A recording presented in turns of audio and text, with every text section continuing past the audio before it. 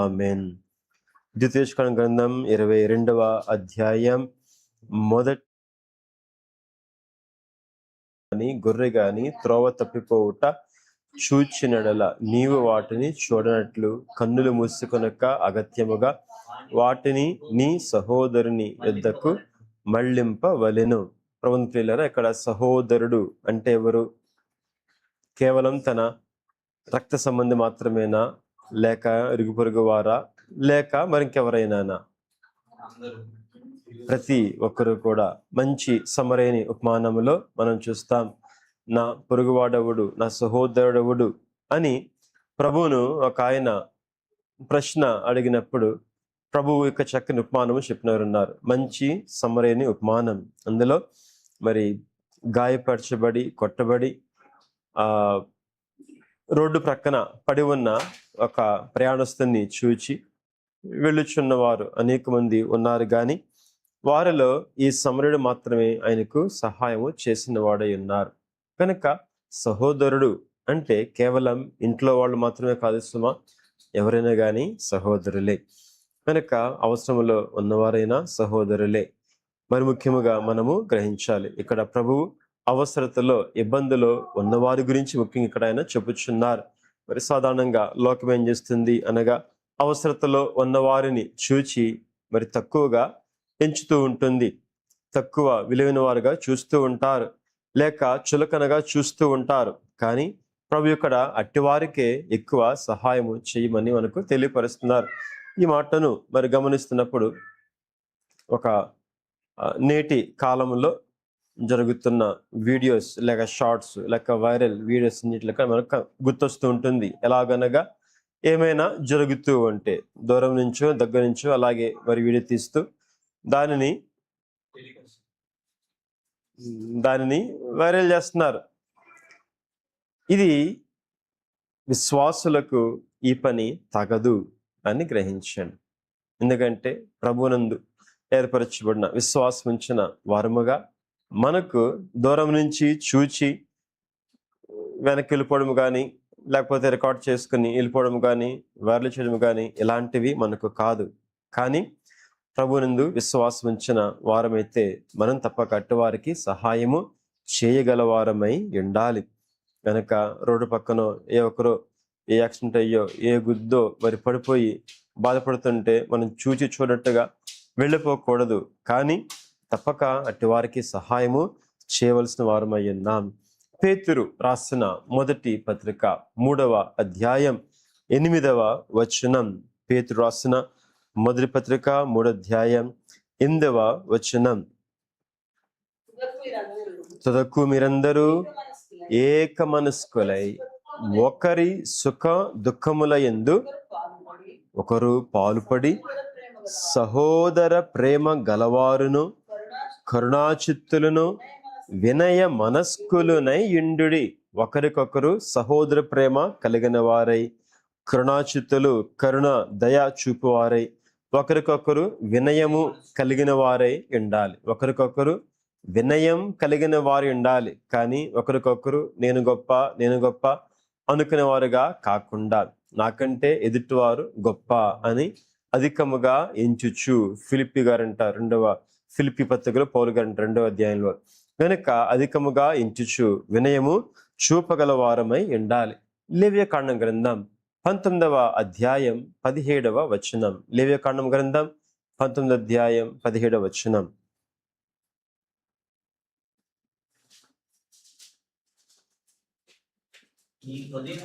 నీ హృదయములో నీ సహోదరుని మీద పగ పట్టకూడదు. చదవండి. నీ పొరుగువాని పాపమును నీ మీదికి రాకుండునట్లు నీవు తప్పక వానిని గద్దింపవలెను. చూసారా, పొరుగువాని పాపము నీ మీదకి రాకుండా ఉండునట్లు. మరి చాలా మంది ఏం చేస్తుంటారంటే వాళ్ళ పాప నాళ్ళైపోతారులే, ఎవరు చేసింది వాళ్ళకి తగులుతాదిలే అనుకుంటూ ఎక్కువ మంది ఉంటూ ఉంటారు. కానీ కాదు, వాక్యంలో చూస్తున్నాం, నీ పొరుగువాని పాపం నువ్వు చూచి కూడా నీవు ఆపకపోతే, సరి చేయకపోతే, గద్దించకపోతే ఏమవుతుంది? ఆ పాపము నీ మీదికి కూడా వస్తుంది. ఎందుకు అనగా నీవు సరిచేయగలవాడవై ఉండి, సరిచేయగల దానవై ఉండి ఏం చేయలేదు, సరిచేయలేదు, వారిని ఆపలేదు, లేక ఇట్టి కార్యం చేయకుండా నీవు మరి ఆపలేదు గనక దేవుడు నీకు అప్పగించిన పని నీవు చేయలేదు కాబట్టి ఆ పాపము నీకును కూడా చుట్టుకుంటుంది అని గ్రహించండి. గనుక అందుకే ఇంకా చూస్తున్నాం, సహోదరుని మీద ఎంత మాత్రమునో పగ పట్టకూడదు. ఆఫీసులో కానివ్వండి, స్నేహితులకు కానివ్వండి, బంధువులకు కానివ్వండి, ఇరుగు పొరుగు వారు కానివ్వండి, ఎవరైనా కానివ్వండి, ఎన్నడూ కూడా ఎవరి మీదను పగ పట్టకుండా మనము తప్పక ఇతరుల యొక్క భారములను సుఖదుఖములందు తప్పకుండా పాలు పంచుకుని వారమై ఉండాలి. ఇంకా చూస్తున్నాం 5వ వచనం చూడండి. ద్వితీయోపదేశకాండం గ్రంథం 22వ అధ్యాయం 5వ వచనం. స్త్రీ పురుష వేషము వేసుకొనకూడదు, పురుషుడు స్త్రీ వేషమును ధరింపకూడదు, అలాగూ చేయువారందరూ నీ దేవుడైన యెహోవాకు హేయులు. ఇందులో మరి అంతా కూడా డైరెక్ట్ గానే ఉంది, ఏమి కూడా మర్మమేమీ లేదు, అవునా? స్త్రీ పురుష వేషము ధరించకూడదు, పురుషుడు స్త్రీ వేషమును కూడా ధరించకూడదు. ఇంకా చూస్తున్నాం లూకాసు వార్తలో 12వ అధ్యాయములో 1వ వచనం. లూకాసు వార్త 12వ అధ్యాయం 1వ వచనం. అంతలో ఒకరినొకడు త్రొక్కుకొనున్నట్లు వేల కొలది జనులు కూడినప్పుడు ఆయన తన శిష్యులతో మొదట ఇట్లని చెప్పసాగెను, పరిసయ్యుల వేషధారణను అను పులిపిండిని గూర్చి జాగ్రత్త పడుడి. ముందుకు ఒక మాట గమనిద్దాం. ముందుగా మరి నేటి ఈ అడ్వాన్స్డ్ కాలములో చూచినప్పుడు జెండర్ న్యూట్రల్ అని లోకములో బాగా ఇప్పుడు ఎక్కువైపోయింది. ఆఖరికి ఇదివరకు బాత్రూమ్స్ అంటే మరి జెంట్స్కి సపరేట్గా, లేడీస్ సపరేట్గా ఉండేవి. ఇప్పుడు జెండర్ న్యూట్రల్ కూడా అయిపోయినాయి. ఇంకా అప్లికేషన్ ఫామ్స్లో ఏమన్నా ఫిల్ చేయాలంటే ఇక్కడ కూడా మరి రకరకాల పేర్లు, నాకు మర్చిపోయాను కూడా, ఇవన్నీ వచ్చేసినాయి.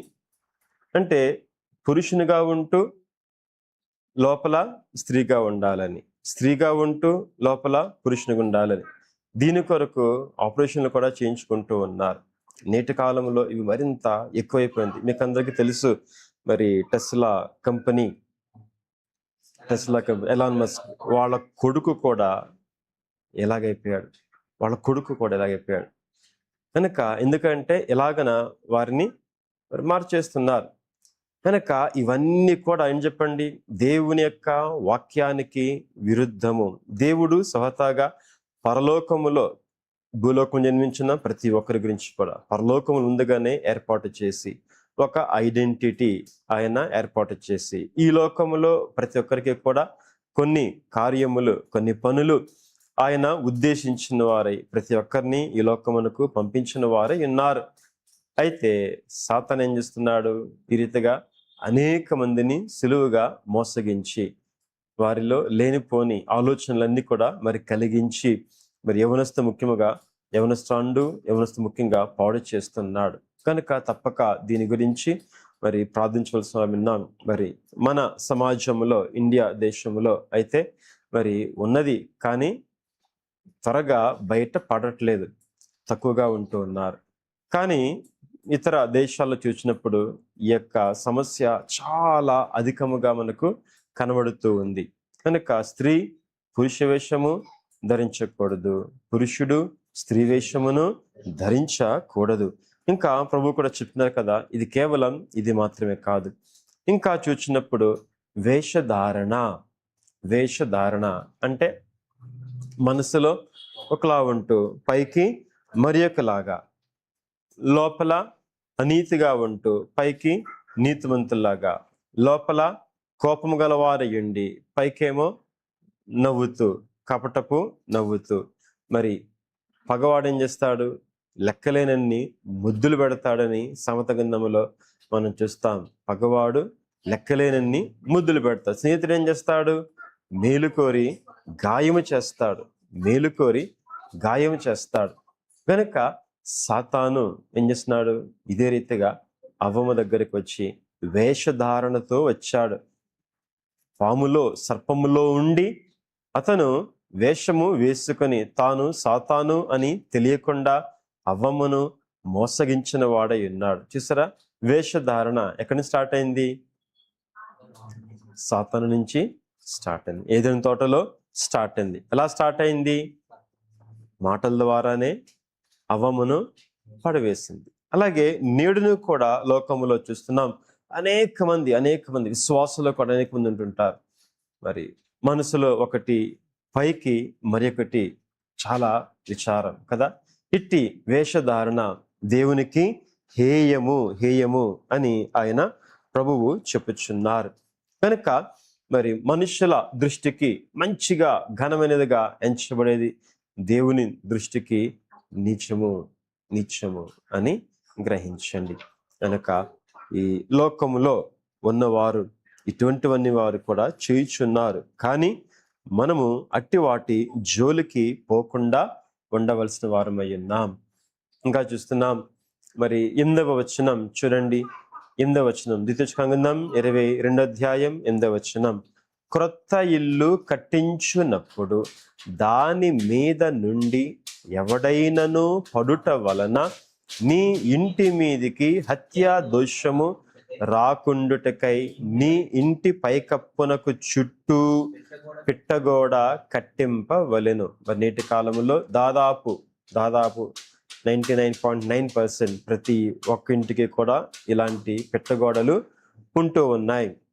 కనుక పిట్టగోడలు లేకపోతే ఏమవుతుంది? వాటి నుంచి ఎవరైనా పడితే ఏమవుతుంది? ఆ ఇంటి మీదకే హత్యా దోషము వస్తుంది. గనుక హత్యా దోషము రాకుండా ఉండాలంటే చుట్టూ కూడా 4 వైపులు కూడా ఏం కావాలి? తప్పకుండా 4 వైపులా కూడా పెట్టుగోడ కావలసిందే. 4 వైపులా పెట్టుగోడ. ఏంటి ఇల్లు? ఏంటి పెట్టుగోడ అంటే ఏంటి? 4 వైపులా గోడలు అంటే ఏంటి? హెబ్రీ రాసిన పత్రికలో 3వ అధ్యాయంలో 6వ వచనం.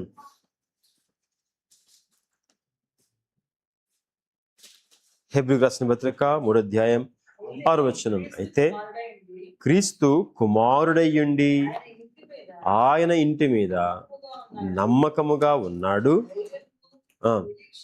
ధైర్యమును నిరీక్షణ వలని ఉత్సాహమును తుదమట్టుకు స్థిరముగా చేపట్టిన ఎడల మనమే ఆయన ఇల్లు. ఇల్లంటెవరు?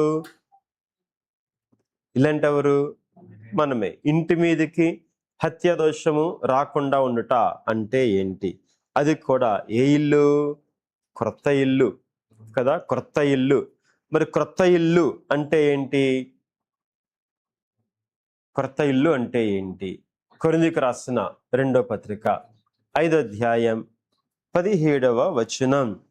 కొరింథీయులకు రాసిన 2వ పత్రిక 5వ అధ్యాయం 17వ వచనం. కాగా ఎవడైనను క్రీస్తునందున్న ఎడల వాడు నూతన సృష్టి, పాతవి గతించెను, ఇదిగో సమస్తమును క్రొత్తవాయను. క్రొత్త ఇల్లు అంటే ఎవరు చెప్పండి?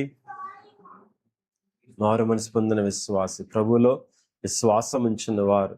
కనుక విశ్వాసులమైన మనకు ప్రభు పెట్టిన పేరు ఏం చెప్పండి? క్రొత్త ఇల్లు. క్రొత్త ఇల్లు. ఈ క్రొత్త ఇంటి మీదకి హత్య దోషం అంటే ఏంటి? విశ్వాసి ఏమవకూడదు? చనిపోకూడదు. అంటే విశ్వాసములో నుంచి తొలగిపోకూడదు, మరలా లోకములో తిరిగి కలవకూడదు. అలాగనైతే ఏమవుతుంది? ఆ హత్యా దోషం అనేది మోపబడుతుంది ఆ ఇంటి మీదకి. గనుక ఈ హత్యా దోషం మోపబడకుండా ఉండాలంటే ఏం చేయాలి? అపోస్తలుల కార్యముల గ్రంథం 2వ అధ్యాయం 42వ వచనం. పేతురు గారు పెంతెకొస్తు వాక్యమును బోధించినప్పుడు 3,000 మంది యూదులైన వారు అనేక ప్రాంతాల నుంచి వచ్చిన వీరందరూ కూడా ప్రభు యొక్క వాక్యమును చక్కగా ఆలకించి మారు మనస్సు పొందిన వారై ఉన్నారు.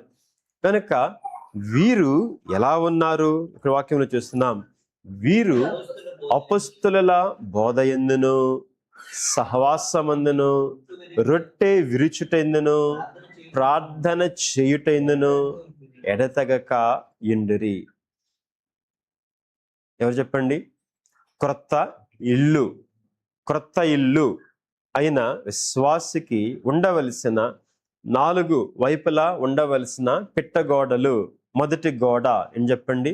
అపొస్తలుల బోధ. 2వ గోడ సహవాసం. 3వ గోడ రొట్టె విరుచుట అనగా ప్రభు సంస్కారపు విందు, ప్రభు భోజనం. అలాగే 4వ గోడ ప్రార్థన చేయుట. కనుక ఈ 4 కూడా తప్పక ప్రతి విశ్వాసి కలిగి ఉండాలి. లేకపోతే ఏమవుతుంది? హత్య లేక చనిపోయే ప్రమాదం ఉంది, అవిశ్వాసగా మారే ప్రమాదం ఉంది, తిరిగి వెనుకకు జారిపోయే ప్రమాదం ఉంది. కనుక తప్పక ఈ 4టిని మనము పాటించాలి. కనుక మొదటిది చూద్దాం. మొదటి బోధ. మరి అపొస్తలుల బోధ అంటే ఏంటి? బోధ ఏం చేస్తుంది? బోధ అనగా వాక్య వివరణ ఏం చేస్తుంది? వినుట వలన విశ్వాసము కలుగును. ఆ వినుట ఎలా ఉండాలి? క్రీస్తుని గురించిన మాట వలన కలుగును. అపొస్తలుల బోధ అనగా ఏంటో చూద్దాం. బోధిస్తే అంటే బోధ వింటే ఏమవుతుంది? ముందుగా విశ్వాసం కలుగుతుంది, ప్రభువునందు విశ్వాసం కలుగుతుంది. ఇంకా బోధ ఏం చేస్తుంది? వలన ఏం కలుగుతుంది? దేవునితో సహవాసము చేస్తే ఏం కలుగుతుంది? 6 నెలలు సహవాసం చేస్తే వారవుతారు. లోక సామెత చెప్తున్నాయి కదా. సహవాసము చేస్తే ఏమవుతాము? ప్రభువుతో సహవాసం చేస్తే ప్రభు యొక్క రూపములోనికి మనమును కూడా మార్చబడతాం. ఏలియాతో సహవాసం చేసి పరిచర్య చేసి ఎలీషా ఏం చేశాడు? ఏలియా వలనే అట్టి ఆత్మను తాను కూడా 2 పొందుకున్నాడు. దేవునితో సహవాసము చేస్తూ నడిచిన మరి హనోకు ఏమయ్యారు? ఆయన ప్రభుతో పాటు పరలోకమునకు కొనుపోబడిన వారై ఉన్నారు. సహవాసము చేసిన వారమైతే ప్రభు యొక్క సహవాసం చేస్తే ప్రభు యొక్క రూపములోనికి మార్చబడతాం. అవ్వము చూడండి, సాతాను సహవాసం చేసింది. ఏమైంది? సాతాను యొక్క లక్షణాలే తాను పొందుకుంది. అవునా? అలాగే మనకును కూడా మరి స్కూల్లో కూడా, కాలేజీలో కూడా, ఉద్యోగంలో కూడా అనేక మంది తగులుతూ ఉంటారు. అయితే గమనించండి, సహవాసం ముందుగా మరి విశ్వాసులతో మనము ఎంచుకోవలసిన వారమై ఉన్నాం. విశ్వాసులతో అయితే అప్పుడు ఒకనొకరు పురుకొల్పుకొనుట, ప్రేరేపించుకొనుట, ప్రోత్సహించుకొనుట అనేది ఉంటుంది. లేదు, సహవాసం దేవుని ఎరిగిన వారితో ఎక్కువగా ఉండిన వారైతే ఏమవుతుంది?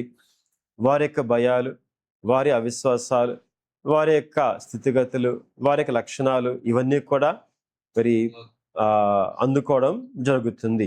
గనుక సామెతల గ్రంథంలో 27వ అధ్యాయం 17వ వచనం.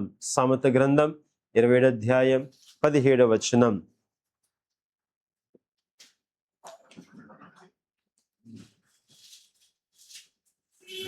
చదండి. ఇనుము చేత ఇనుము పదునగును, అట్లు ఒకడు తన చెలికానికి వివేకము పుట్టించును. తన స్నేహితునికి ఏం చేస్తాడంట? మరొకడు వివేకము అంటే బలు వెలిగిస్తాడు. మన మాటలో చెప్పుకోవాలంటే బలు వెలిగిస్తాడని చెప్పుకోవాలి. గనక అందుకే తప్పక సంఘ సహవాసములో తప్పక ప్రతి ఒక్కరూ కూడా నడుచుకోవాలి. ప్రతి ఒక్కరును కూడా సంఘ సహవాసం కలిగిన వారై ఉండాలి. మరి మీరు చూస్తున్నారు, ఒక సాక్ష్యమును ఒకరు చెప్తూ ఉంటే అందుని బట్టి కూడిన ప్రతి ఒక్కరికి కూడా ధైర్యం కలుగుతుంది, విశ్వాసం కలుగుతుంది, ప్రోత్సాహం కలుగుతుంది. నేను కూడా ఇలాగన ప్రార్థన చేసుకోవచ్చు, నేను కూడా ఇలాగన నా ఆపద సమయంలో, నా ఇబ్బంది సమయంలో, నా కనుక సమయంలో ఇలాగ నేను కూడా చేయవచ్చు. ఇంతకు నేను వేరేలాగా ఉంచాను, కానీ ఇప్పుడు నేను ఇలాగను కూడా ఉండొచ్చు అనమాట, ఇలాగను కూడా ప్రార్థన చేయొచ్చు అనమాట, ఇలాగను కూడా ఉండొచ్చు అనమాట. ఇలాగన ఒకరికొకరు ఏం చేసుకుంటున్నాం, తెలియకుండానే మనము మాట్లాడుకుంటే ద్వారా ఒకరొకరు పురుకొల్పుకుంటున్నాం, వివేకం కలిగించుకుంటున్నాం, ప్రోత్సాహం కలిగించుకుంటూ ఉన్నాం. కనుక తప్పక ప్రతి ఒక్కరు కూడా సంఘ సహవాసం కలిగిన వారై ఉండాలి. మరి తర్వాతగా హెబ్రీయులకు రాసిన పత్రిక 10వ అధ్యాయం 24, 25 వచనములు. 24, 25. కొందరు మానుకొనుచున్నట్టుగా సమాజముగా కూడుట మానక. గమనించండి, ఆ కాలములోనూ కూడా ఉద్యోగాలు ఉన్నాయి, పనులు ఉన్నాయి, కుటుంబాలు ఉన్నాయి, పోషణ భారము ఉంది, ఇంకా అప్పులు ఉన్నాయి, చిక్కులు ఉన్నాయి, అనారోగ్యాలు ఉన్నాయి, అన్నీ ఉన్నాయి. అప్పుడు ఉన్నాయి, ఇప్పుడు ఉన్నాయి, లేవడం లేదు. ఆ కాలంలో కూడా ఏం చేస్తారు, కొందరు మానివేసిన వారై ఉన్నారు. ఏమనిస్తారు, సమాజంగా కూడుట మానివేస్తారు. మరి కొందరు మానుకొనుచున్నట్లుగా మనము సమాజముగా కూడుకొనుట మానకూడదు అని గ్రహించండి. తర్వాత ఒకరినొకడు హెచ్చరించుచు. ఏమని హెచ్చరించుకోవాలి, ఏమని హెచ్చరించుకోవాలి? ఎందుకు మానేసావు? ఈరోజు ఆదివారం ఉందగా, ఆరాధన ఉందగా, ఈరోజు మీటింగ్ ఉందగా, ఈరోజు ఉపవాస ప్రార్థన ఉందగా, ఈరోజు సన్నిధి ఉందగా, ఎందుకు మానేసావు అని ఒకరినొకరు ఏం చేసుకోవాలి, హెచ్చరించుకొనిచ్చు సమాజముగా కూడుకోవాలి. ఆ దినము సమీపించుట మీరు చూచిన కొలది మరి ఎక్కువగా అలాగూ చేయొచ్చు. వినండి వినండి వినండి, మరి ఎక్కువగా సమాజంగా కూడుకుంటున్నారా, లేక మరి ఎక్కువగా మానేస్తున్నారా? చెప్పాలి. మరి చూద్దాం, రేపు పొద్దున్న మనకు సమాజముగా కూడుకునే ఒక చక్కని అవకాశం దేవుడు ఇచ్చారు. మోషే 7 గంట దీక్ష ఇచ్చిన వారై ఉన్నారు. మరేం చేస్తారో చూద్దాం.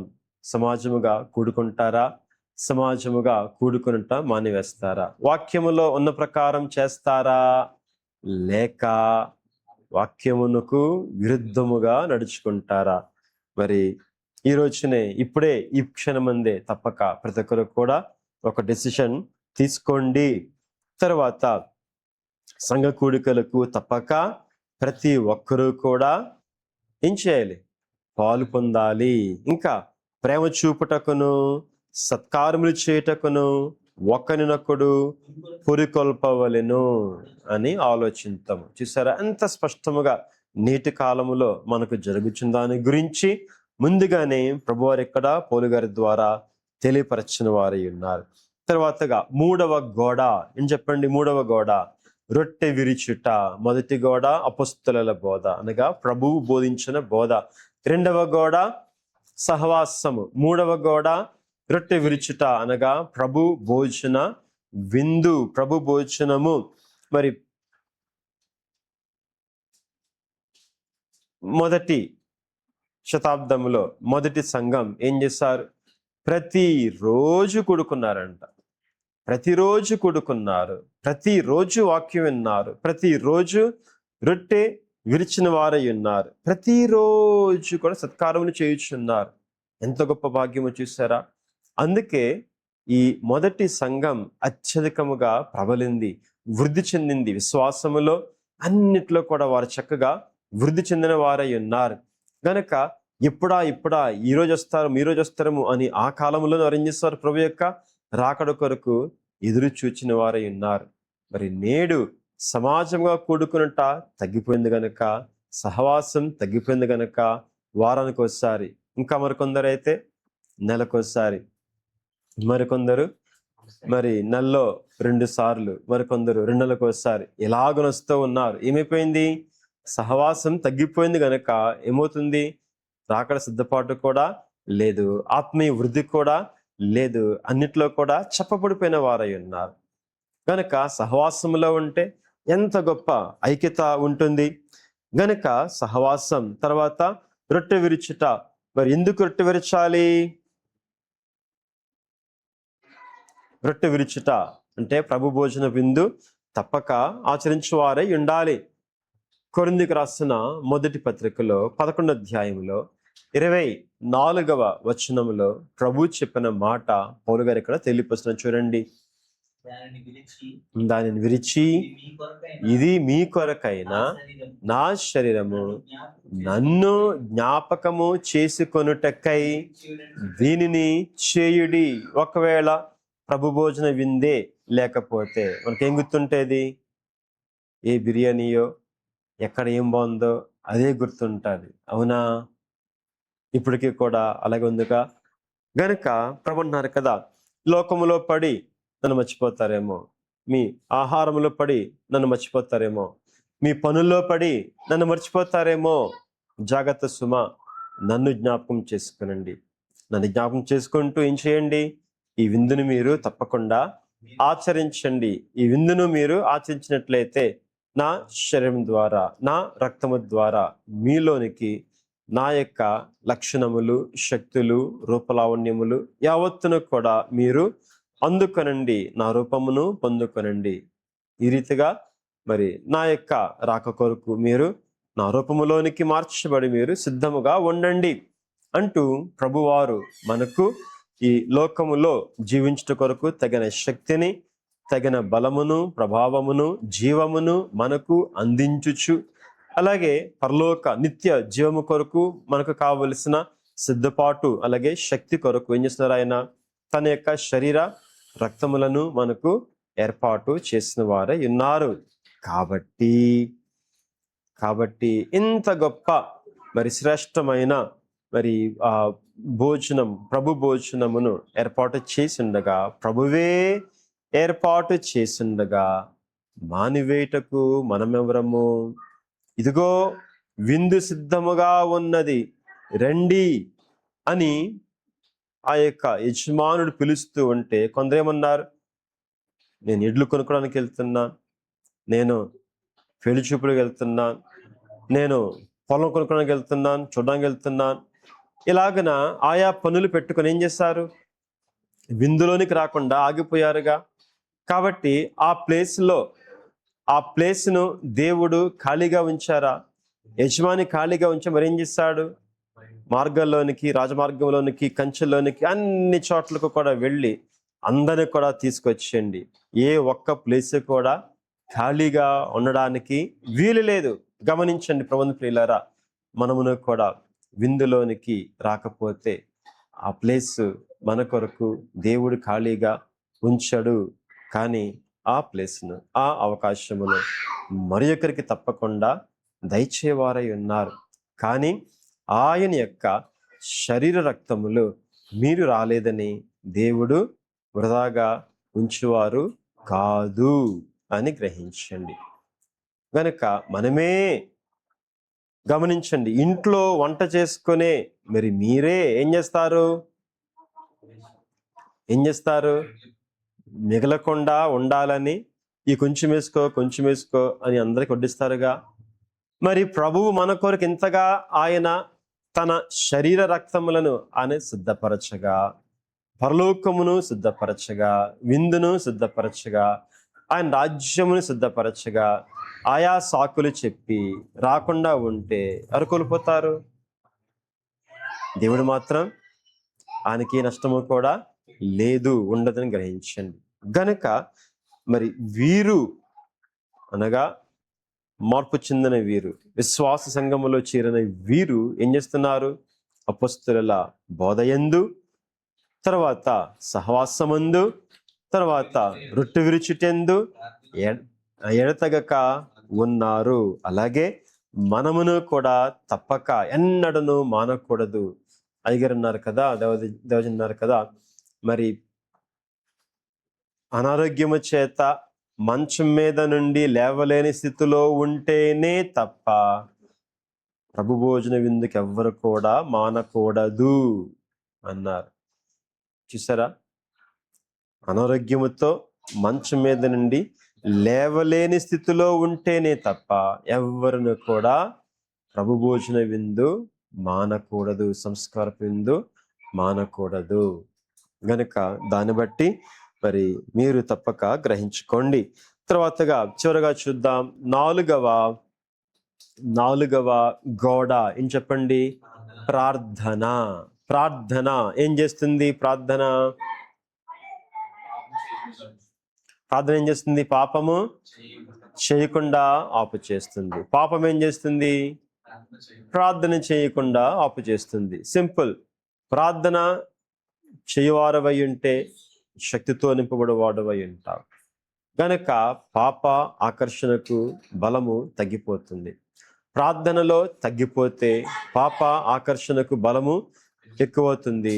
పాపములు తప్పక పడే అవకాశము ఉంటుంది. గనక ప్రార్థన చేసేవారు మరి పాపము చేయరు, పాపము చేసేవారు ప్రార్థన చేయరు. కనుక ప్రార్థన లూకా సువార్తలో 18వ అధ్యాయం 1వ వచనం, మీరు విసుగక నిత్యమును ప్రార్థన చేయండి అని ప్రభు ఇక్కడ తెలియపరుస్తున్నారు. అదే లూకా సువార్తలోని 21వ అధ్యాయం 36వ వచనం. లూకా సువార్త 21వ అధ్యాయం 36వ వచనం. కాబట్టి మీరు జరగబో వీటినల్లను తప్పించుకొని మనుష్య కుమారుని ఎదుట నిలువబడుటకు శక్తిగల వారగునట్లు ఎల్లప్పుడూ ప్రార్థన చేయుచు మెలకువగా ఉండుడి. ప్రార్థన చేస్తే ఎల్లప్పుడూ ప్రార్థన చేసేవారు ఎలా ఉంటారు? వారి ఆత్మ మెలకువ స్థితిలో ఉంటుంది. ప్రార్థనలో తగ్గిపోతే మెలకువ స్థితి ఉండదు. మెలకువగా అనగా అప్రమత్తముగా లేకపోతే ఏవైపు ఏ శోధన వస్తుందో, ఎలా పడతారో తెలియదు, ఎలా తూలిపోతారో తెలియదు, ఎలాగన సాతాను చేతులు చిక్కుతారో తెలియదు. కనుక ఏం చేయాలి? తప్పక మెలకువగా ఉండి ప్రార్థన చేయాలి, అప్రమత్తముగా ఉండి ప్రార్థన చేయాలి. ఇంకా ప్రార్థన చేస్తే దేవుడు మనకి ఇచ్చే గొప్ప మేలని చెప్పండి. ప్రభువు ఎదుట నిలవబడుటకు తగిన శక్తిని పొందుతాము. ప్రార్థన చెయ్యకపోతే ఏమవుతుంది? స్కూల్లో కూడా, క్లాసులో కూడా హోంవర్క్స్ ఇస్తారు, అసైన్మెంట్స్ ఇస్తారు. అసైన్మెంట్స్ చేసిన వారు, రాసిన వారు, హోంవర్క్స్ రాసిన వారు టీచర్ చెప్పినట్టుగా చేసిన ఎలా నుంచుంటారు? అడిగినప్పుడు స్కూల్లో ధైర్యంగా నుంచుంటారు. అడిగిన వెంటనే ఇదిగో అంటారు. దేనికని? ఎనీ టైం నన్ను అడిగితే బాగుండును, నా వైపు చూస్తే బాగుండును అనుకుంటూ ఉంటారు. చేయని వారు ఏం చేస్తారు?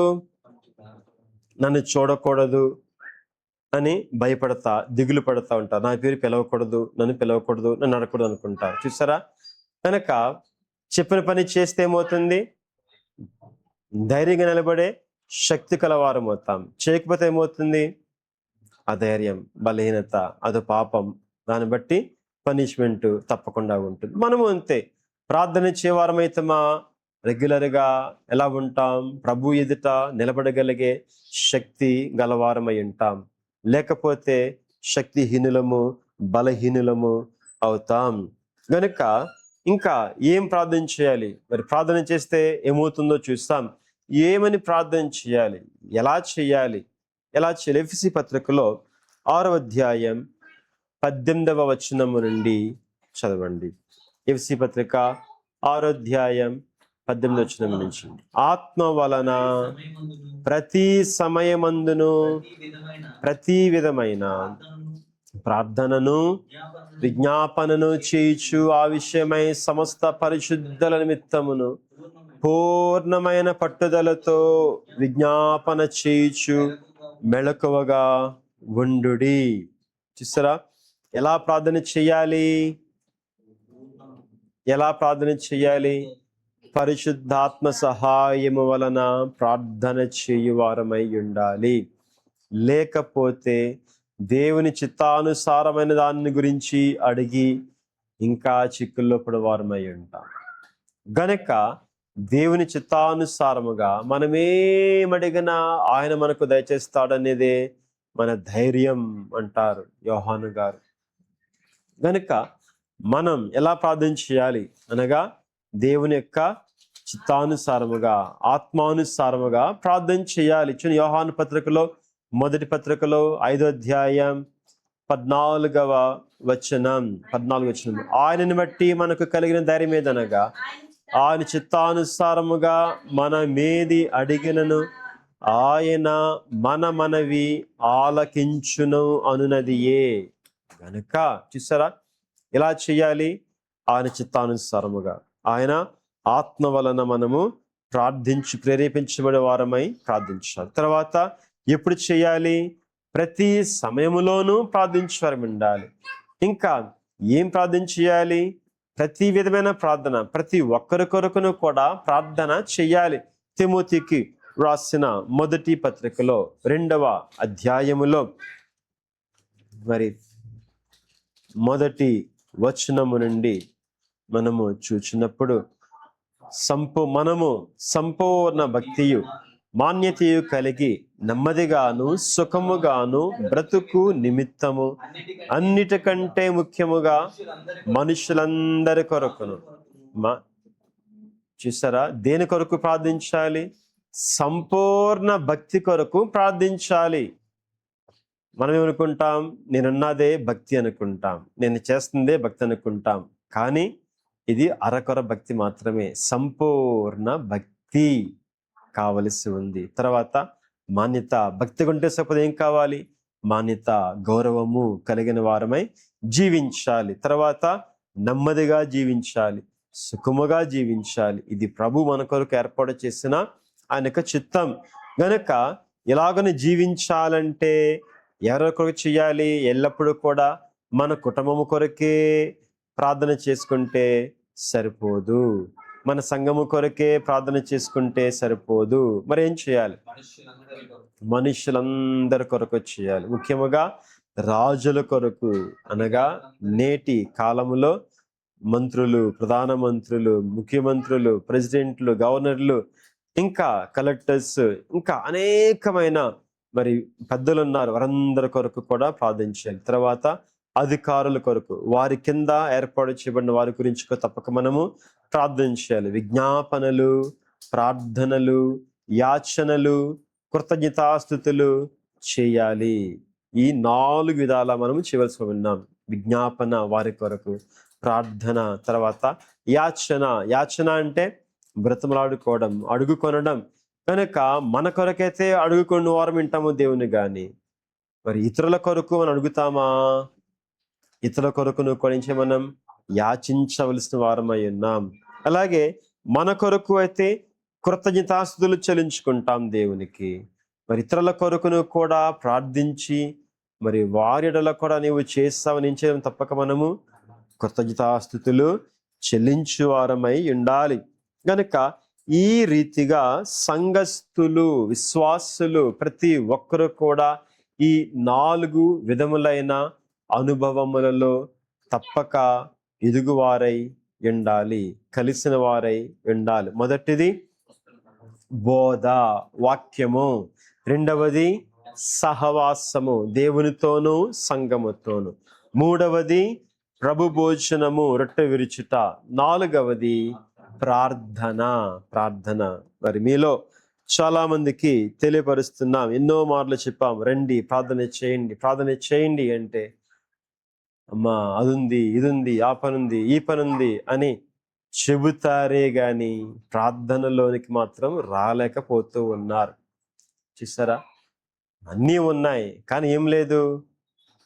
ప్రార్థన లేదు. ప్రార్థన లేకపోతే ప్రభు ఎదుట ఎలాగున నిలబడగలరు? ఒకసారి ఆలోచించుకోండి. మా ముఖాలు, ఎవరి ముఖాలు చూడవద్దు సుమా, ప్రభు ముఖమును తప్పక చూడండి. గనుక ఈ రీతిగా మరి ప్రభు మనకు ఈ రీతిగా మరి ఈ 4 తప్పకుండా మనం కలిగి ఉండాలని తెలియపరుస్తూ ఉన్నారు. ఇంకా చూస్తారా? సరే, మిగిలిన సంగతులు రేపు అధ్యాయంలో ఇంకా చాలా సంగతులు ఉన్నాయి. రేపు మనం మిగిలిన వాటిని ధ్యానించుకుందాం. ఈ కొద్ది మాటలు ప్రభువు మన హృదయములో భద్రపరిచి ఫలింపచేయును గాక. ఆమేన్. ప్రార్థన చేసుకుందాం.